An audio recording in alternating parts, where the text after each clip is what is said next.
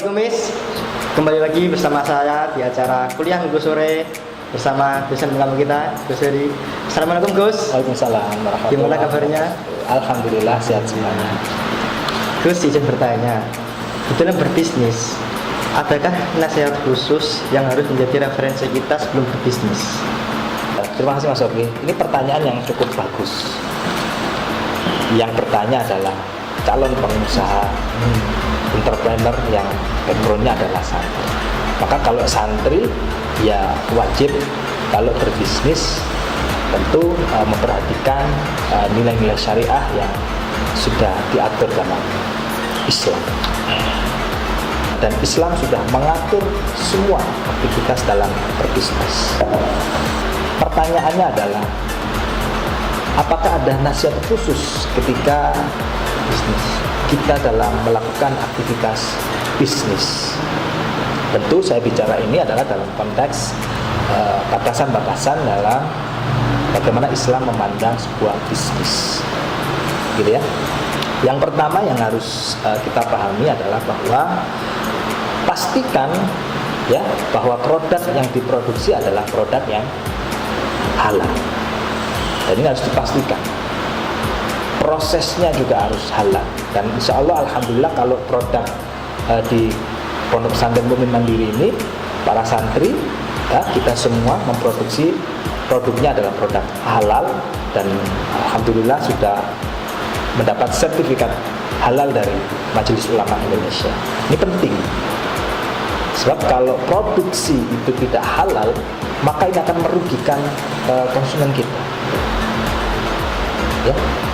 Mengingat bahwa konsumen kita ini sebagian besar adalah penduduk Muslim, umat Islam, sehingga mereka tentu memperhatikan hal-hal teknis terkait dengan tingkat halalan sebuah produk. Dan ini harus menjadi fokus utama ketika kita memproduksi sebuah produk untuk kita pasarkan pada customer konsumen kita, maka pastikan produknya adalah produk yang halal. Itu yang pertama. Lalu yang kedua ini adalah teladan dari Rasulullah SAW. Beliau adalah seorang nabi, rasul, tetapi juga seorang pengusaha. Beliau sangat luar biasa memberikan inspirasi kepada kita bagaimana berbisnis itu harus jujur. Ya, berbisnis harus jujur. Jujur pengertiannya adalah tidak menipu. Kalau produknya diproduksi dengan proses yang sedemikian rupa, maka tidak boleh dilebih-lebihkan pada saat melakukan aktivitas marketing di pasar. Jadi harus jujur. Jujur tidak hanya dari sisi produksi, tetapi jujur dalam melakukan komunikasi. Ya, jujur dalam melakukan komunikasi ini penting.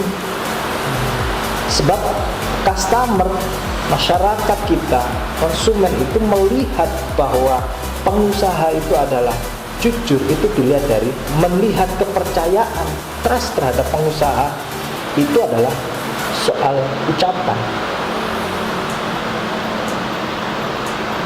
Paham ya? Artinya yang disampaikan harus menyampaikan sesuatu yang jujur, sesuai dengan fakta. Dan alhamdulillah di Pondok Pesantren Mandiri ini insya Allah mudah-mudahan menjadi pengusaha yang jujur semuanya. Itu yang kedua. Lalu yang ketiga adalah tidak overpromise. Ini penting menjadi satu perhatian khusus. Apa makna overpromise?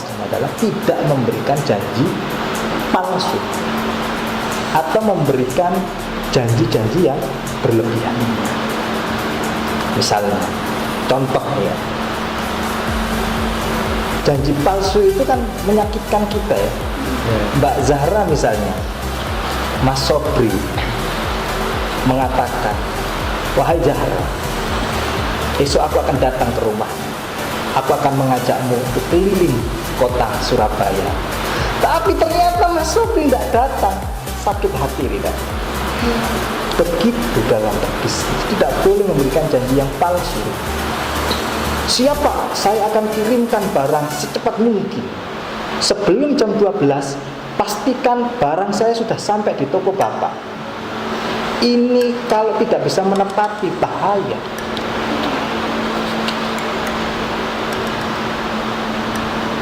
Janjinya adalah sebelum jam 12 sudah sampai di toko, tapi praktek pelaksanaannya lebih dari jam 3 sore. Misalnya terjadi seperti itu, apa yang terjadi? Pelanggan pasti akan kecewa. Dan ini harus dihindari, memberikan janji-janji yang palsu. Jadi ini istilahnya adalah PHP, pemberi harapan palsu. Mas Sobi mem-PHP Mbak Zahra tadi itu namanya pemberi harapan palsu. Dan ini sakit sekali. Begitu kalau sudah pelanggan itu sakit hatinya, maka dia akan meninggalkan kita sebagai partnernya. Mereka akan meninggalkan kita dan mereka akan berpaling ke lain hati. Wah, mereka seperti itu. Itu yang ketiga. Lalu yang keempat ini adalah penting. Kita ini dalam forum santri. Kalau sudah santri lalu kemudian Al-Quran hafal, hadis hafal, lalu kemudian pikiran-pikiran ulama-ulama para sufi-sufi juga mengerti, lalu kok itu dijadikan bahan untuk menjual sebuah produk, maka ini yang harus dihindari. Yang keempat ini adalah tidak memanipulasi ayat. Ini penting karena backgroundnya adalah santri. Biasanya santri itu hafal Quran, ya, apalagi di Mukmin Mandiri ini dites dulu sebelum mendapatkan bonus, tes hafalannya. Quran hafal, hadis juga hafal. Ya, ini kalau kemudian dicampur-campurkan dalam proses berbisnis, maka akan sangat berbahaya dan ini tidak boleh dan harus menjadi perhatian penting bagi para santri dalam melakukan aktivitas usaha. Atau dalam hal ini adalah memasarkan, menjual sebuah produk di lapangan, di pasar. Kenapa ini penting saya sampaikan? Utamanya yang saya pernah punya pengalaman ketika saya ada di satu tempat di kerumunan banyak orang, kemudian ada salah satu orang, ya, itu dalam proses menawarkan produk kepada saya itu sangat lucu. Dia kemudian menyampaikan kepada saya, Bapak sholatnya tidak akan khusyuk kalau Bapak tidak menggunakan peci.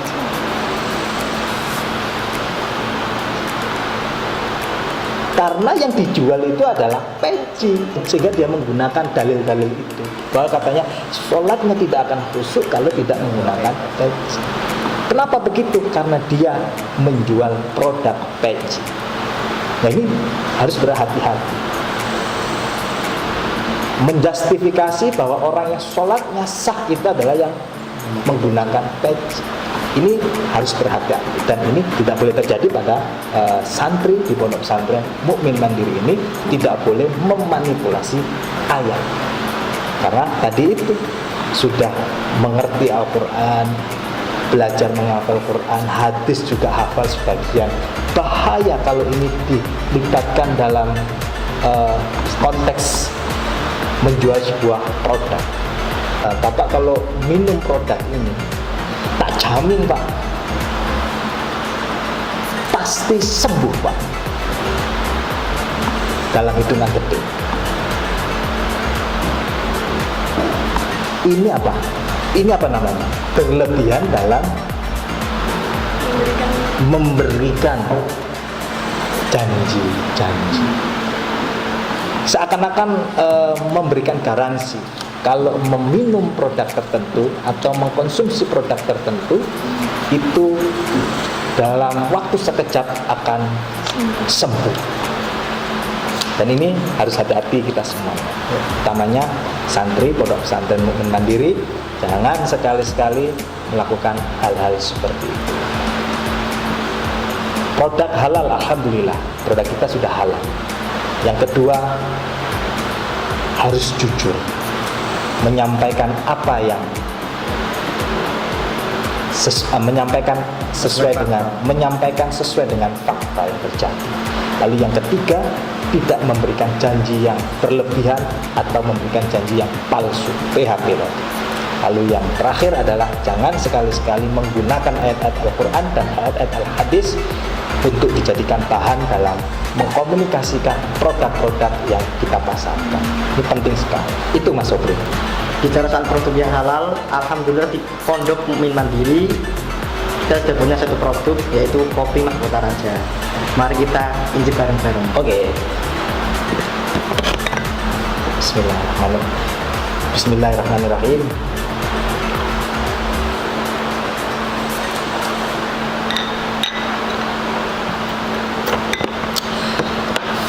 Alhamdulillah sangat nikmat.